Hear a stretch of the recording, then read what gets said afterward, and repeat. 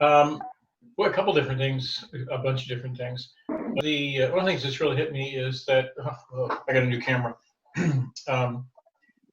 Is some of the reactions that I've seen online, and it's funny to see the dichotomy. I have seen a lot of couples, sad to say, talk about, and sometimes joking, sometimes maybe not so much, what it's like to be stuck together in the house. And I saw an interesting comment by actually a young man who used to be, when he was a kid, he was in a youth group that I ran, and now he's got a family of his own.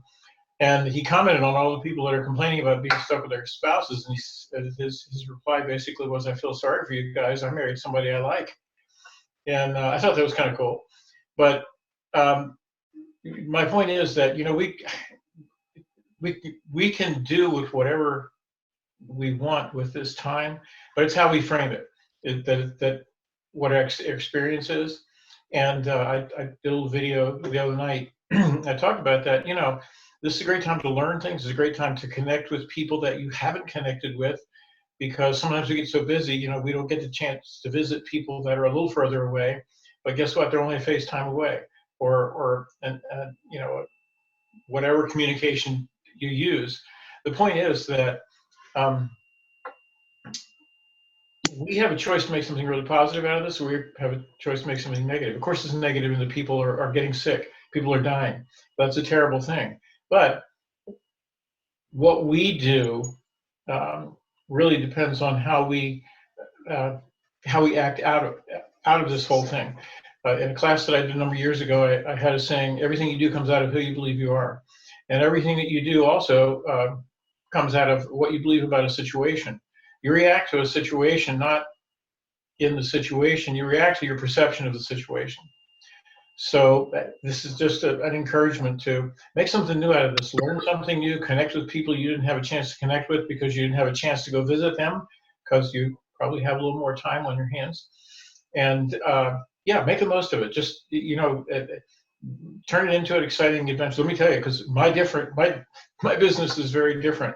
I just set up 2 showings right before the meeting, virtual showings, where I will go through a house and FaceTime my client, because we're not supposed to be walking them through because of danger to them. So yeah, life is different, but you know what? It doesn't stop. It just, one of the things I posted in one of my groups today is, you know, look, someone asked, well, how are we handling the real estate business? It was a real estate group. And I said, you know, look, here it is. Don't stop.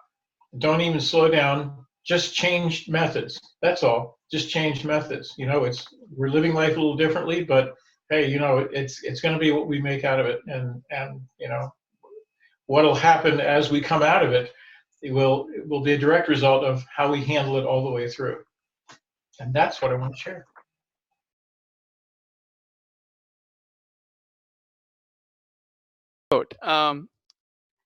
Every business or nation rise and fall with the leadership and how it was led with. And essentially, leadership is about that elusive, intangible aspect of life that carries everything else. If I were to, is this mysterious? Like if I say leadership is essential thing that is needed for personal growth for everybody, including individual, group, or nation. So that's it. Is this mysterious enough for you? So I went through this, my natural research instincts, to learn about all aspects of it. And I'd hope to demystify this for you. So let's start with, what is a leadership? So I created my own definition of it. I said something like, it's essentially an inspirational, motivational force with strategies and methods that a leader displays and delivers and exhibits to create a following and bring about a positive change in the target audience or target participants. Still elusive enough, right? Of course, this boils down to there are essential qualities of leadership that you see in every leader. The first one is communication.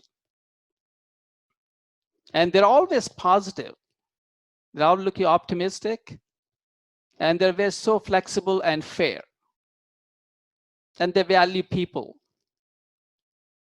because they try to develop others. And in the process, naturally, as universal principle kicks in, it develops them.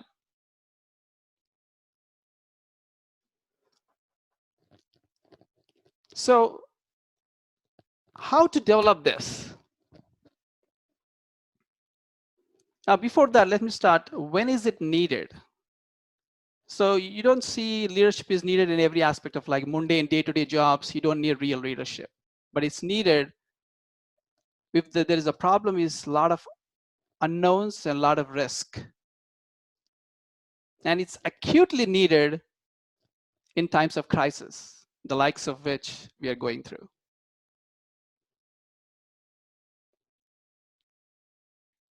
And so in order to create this force, people have to get attracted and get connected to that leader to buy into that. So that's the only way you can bring the change. So how to develop this? I mean, leadership, people say born leaders. And as John Maxwell jokes about it, yes, I only see born leaders. There's nobody that is unborn who's a leader. But what they say, what is then he corrects saying, of course, I understand that this is not a born quality. It's something you can develop. And we're all born with key ingredients and seed elements that let you form these qualities by going through this, a term called process, as Steve Harvey calls it, the famous comedian. You have to go through this process to come out at the other end as a newly minted leader, to bring all these qualities, make it part of your habit, and that's the only way you do it. And then you go through this process again and again to become better and better. So what this process is, basically it's trying everything, jump into it, and go through this healthy dose of failures and mistakes. Never hesitate. And learn about these good qualities, slowly cultivate them, all of this. Okay, after you're done with those, how do you know that it's working for you? And this is where this project that I went through, Toastmaster project, talks about various leadership styles. I never knew that many leadership styles existed before. And if you look at them, a certain portion of them are of management styles. And that's where my natural learning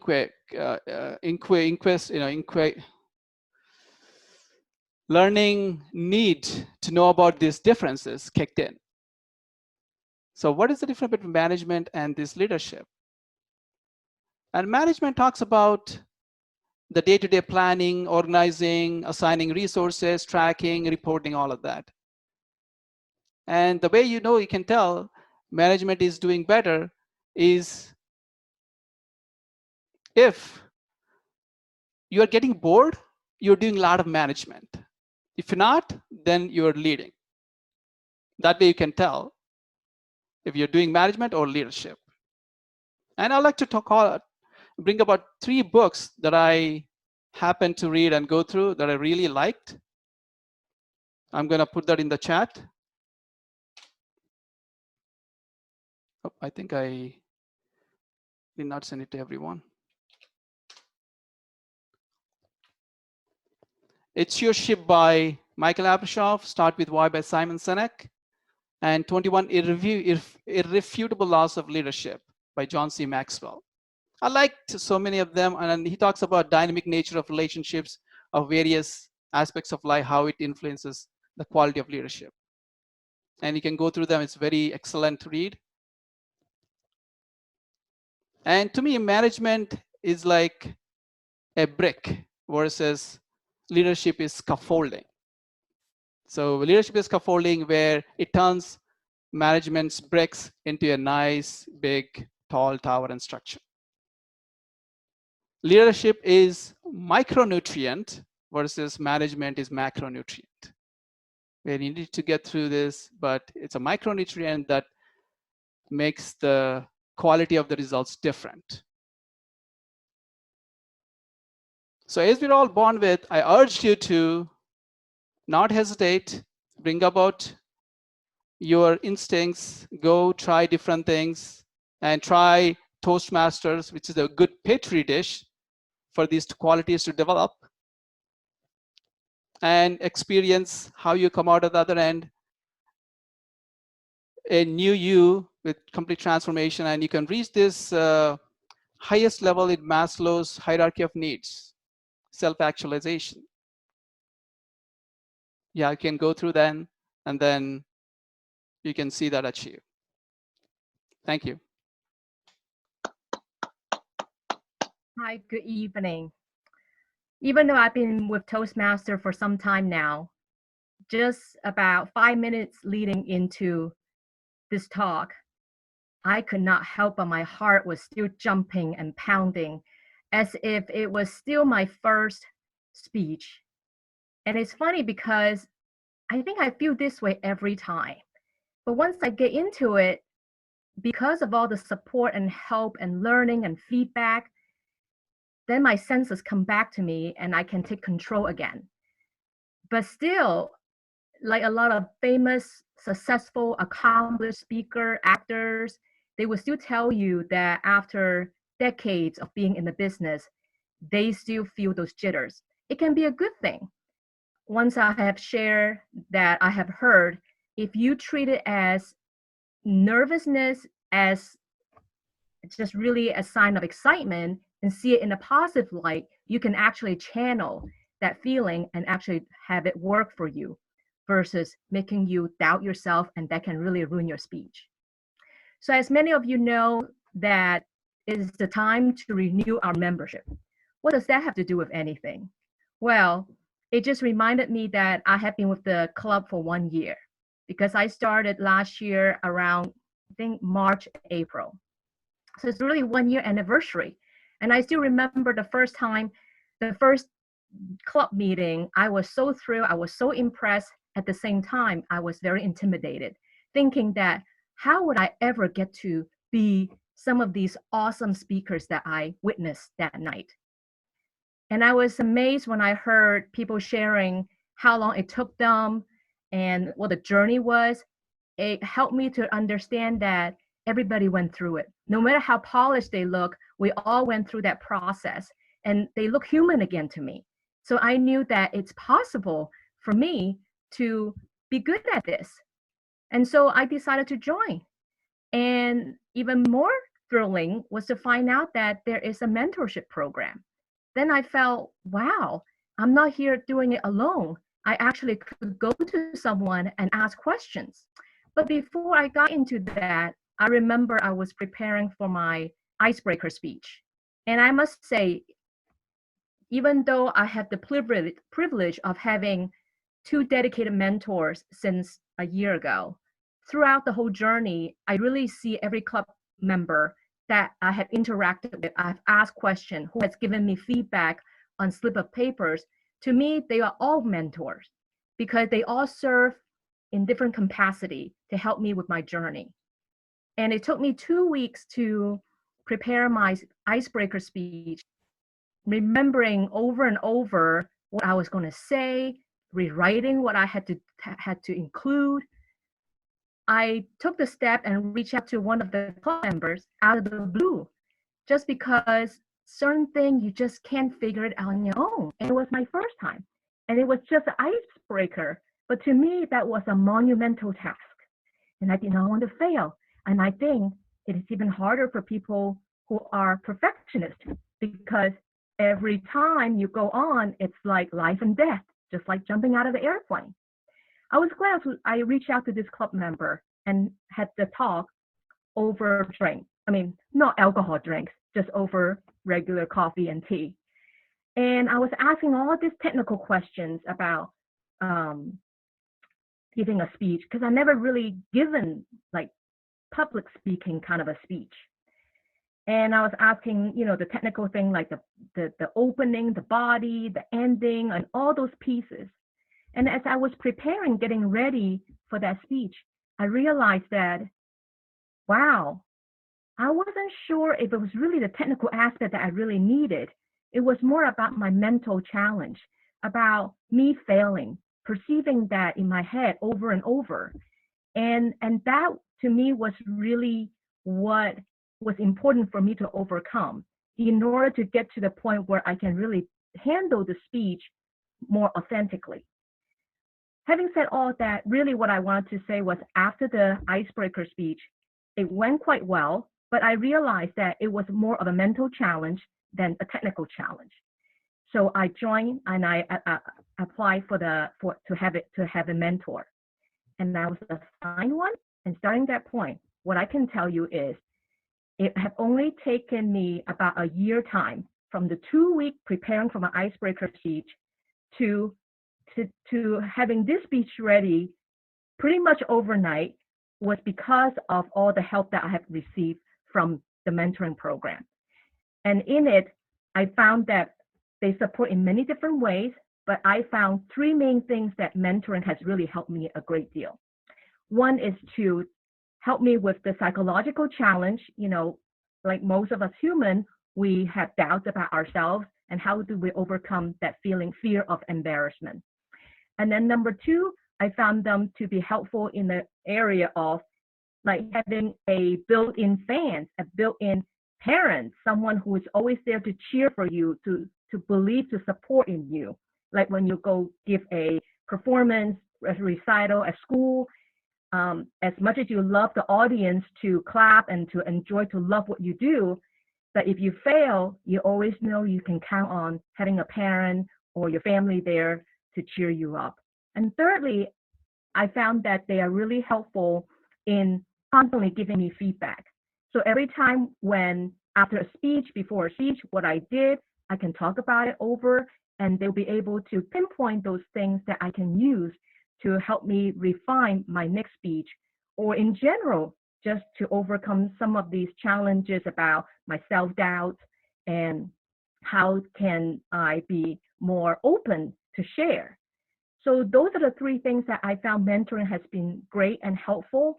And more importantly, having that open and honest communication with your mentor. You can skip a lot of beating around the bushes and really get to the point and be challenged by them at the same time, so that it is really a customized way of being helped versus just a general good job, which is not bad either. But I think having that mentorship really gives you that kind of a firsthand look into your own progress, so that you can really do what is needed to become better at speech.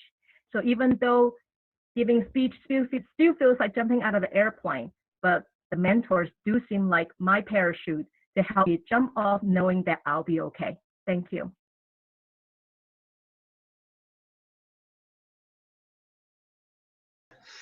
The idea of table topics is that, that's your elevator speech. The impromptu speaking, it is the ability to articulate something at a moment's notice. So tonight, what we're going to be doing is going over, I'm going to ask you, I've got a series of 6 questions, which I'm holding upside down and backwards so you can't read them. And I'm going to ask our participants to pick a number, and I will ask you that question. Now, the questions are all about habits. Everything that we do, the path of our life is not determined by massive things we do. It's determined by the habits that we follow on a day-to-day basis, the little things that we do consistently. So that's what tonight is going to be about, especially since we have to change some habits with our present situation. So that being said, and I'm not sure, how we're going to identify who wants to volunteer. You're going to do that, and then I will ask them the question. Do you have a habit that sabotages your work? I don't have a habit that sabotages my work, except for my not listening enough. My wife complains about this all the time. She, basically it's just the fact that I am listening to her, but I need to acknowledge what she's saying. And so, we'll get into this discussion back and forth, and I realize that what she really needs me to do is just acknowledge that what she said, and then we can move on. So I think this is something that probably I do all the time. I'm just not aware of it. And it's just something I need to work on as a person. We all need to do active listening and listen better. And that's probably something that gets in the way of my being a better person and being a better husband. So that's basically, I think, what I need to start working on. So if I had one habit that got in the way of my being a better person, being better at work, it would be active listening. Thank you. Okay, Christine. Number between 1 and 6. 2. 2. What habits keep you back from greater success? Oh my, from greater success. Do I need more success in my life than I've had already? Well, what habits keep you back from anything else you want in life? That was me leading with a joke, Larry. Okay. I'm teasing. I'm teasing you. Oh, habits. I've always figured you can have good habits or you can have bad habits. One is just as easy as another. So I tried to develop some good habits that have helped me get here. As far as really staying on task and focused and knowing what my goals are. So I've done that with work, and now going forward, my main habit that I need to work on is really not wasting my time I want to have more quality time with things that aren't work. And I find myself having worked so long, when I'm not working, I'm just kind of like just messing around with half work or wasting time. I want to put as much dedicated time to doing fun things as I did dedicated to work. So that is my biggest challenge now. And painting is one thing I do, like you, Jody. So setting some time aside to do that, and having my regularly cooked meals now, because I went through years of being busy, of not being able to. And you know what, Leanne, I do not see you if you're holding up cards. Somebody wave. Scroll across the top, you'll see her. You're yellow. Keep going. All right. Oh, she's yellow. Then I'll start wrapping up and say, bye, guys. What is the smallest habit you can change? Smallest habit I can change. I think I tend to spend a lot of time on the computer checking emails and going on social media. And since I've been home more, I'm noticing that. I think that's something I could cut back on. I've been trying only to check email maybe twice a day, even though I'm teaching a virtual art class. So I want to be sure I answer any questions students might have. And I also have a couple other things going on. But those things can be real time wasters. And I'm realizing that now that I have less time at the school where I worked. I worked at Frederick Community College, and they're closed until May 20th. So I've been teaching a YouTube art tutorial. So I'm at home a lot more, and I'm noticing these habits much more so than I would have been, or when I was more busy and I didn't have that time to reflect. on how I spend my time. So cutting back on social media and email or any kind of online stuff. Okay. What is your best habit for productivity? Time blocking. It's something that I recently learned, and for me, it's very hard to focus on one thing. If I say I'm going to do something that day, there's usually something else that I'm interested in that day. So it's very hard for me to focus. And with time blocking, I have my agenda right here. You block the times like in about an hour and a half increments, and there is so much more time when you actually block it and you know that you have to finish by that, whatever hour and a half or however many minutes you dedicate to that thing. It has been very helpful. It's hard still for me, but I think it's easier that way when you have realistic time set up for different things that you're going to do throughout the day.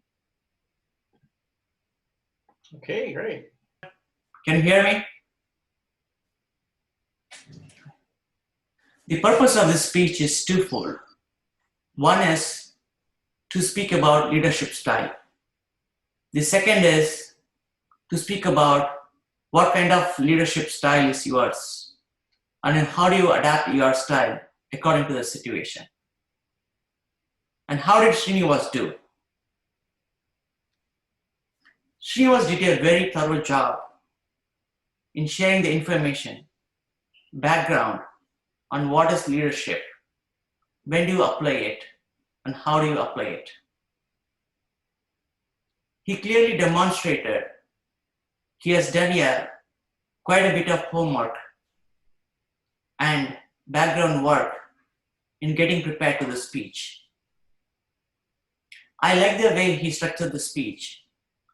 He started with saying, what is leadership style? And when do you apply it? And how do you do it? He gave some examples from John Maxwell, from Steve Harvey, and some other minor examples. So in all, he gave a very good information and knowledge sharing about the leadership styles. And beside the content, in seeing my previous, when I saw Srinivas speaking last, it was several months ago. From that time to now, he has improved drastically in several fold. He's more confident now. I like the way he paused the speech at effective point in time. He also showed a good amount of hand gestures. He was also smiling as and when needed.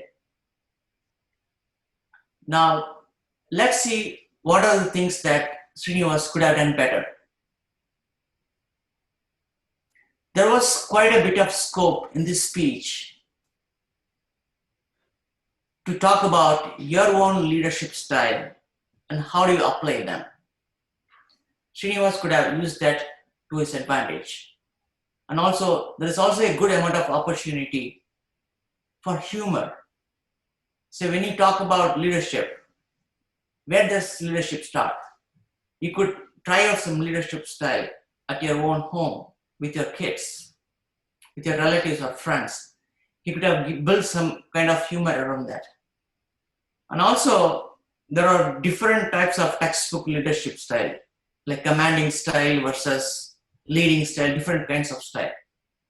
That could have been spoken to some extent. And also there are animals leadership style that we could have drawn parallel with. However, Srinivas did a very good job in approaching this same topic from a different angle. And he shared a very good informational speech with all of us. Looking forward to hear more from you, Srinivas. Good luck. Very good job. Your project was to share about a time when you were a protege from any time in your life and you chose Toastmasters, and you could discuss any aspect of your protege experience. Some areas where I think you indeed excelled is delivering a clear message on the value mentoring has had for you that served to be very motivating to me and probably others of the resource that's there. And if you just take the initiative to reach out and grab and benefit from as much as you can. You were the speech was organized, it was a clear message, and I don't think you used any superfluous words, or, I mean, it was good grammar, excellent choice of words. You didn't get theoretical, you really kept it personal, story, example, from almost the beginning to the end. And I think that's what helps it to be such relatable, motivational talk. And you deliver it, it was very natural, and it had enthusiasm. You could tell that it really was coming from your heart, the experience you had. I really appreciated that. You listed the 3 benefits, so that came through very clear. You had the psychological challenge, that your mentor serves as a built-in supporter, and the benefits you get from feedback with the quicker growth. And not just have your own mentor, but reach out to as many people as you can in the group, that almost everybody is willing to help you. And if you learn even a little bit from somebody, that's something. All right, so to work on, maybe challenge yourself, and this is in the virtual environment, that I think is probably a challenge for all of us. I wanted to pull up my video so you could, which I can't, so I'm just going to keep talking. Hopefully I am relaying this. So, and you dressed professionally, which is good. And sometimes when we're at home, we forget. I had a Zoom meeting yesterday, and when I hopped on the video and I saw myself, I realized I had not combed my hair. I had a flannel shirt on. Like, no, not ever again. So now every time I get up in the morning, if I'm staying home, I get presentable as though I was going out. So you obviously took care to do that. Now the background, you are, I guess you're kind of in an office type setting. And this is going to be hard because our computers are where they are, but maybe think about what could, if you are a speaker, what might be even a more professional background. And then the sizing of your screen. One is I would move your head a little bit towards the top so that you framed the whole screen. And when you, so your head will be a little bit higher to the screen, and also your middle will be a little bit higher up. So when you do gestures, we see the full gestures and not just the very tip of your fingers going up and down. So that's just in the virtual environment. I consider how you can make the presentation better. But as far as how you spoke, your pace and delivery and message was great. Thank you. Thank you. Thank you. Thank you, everyone.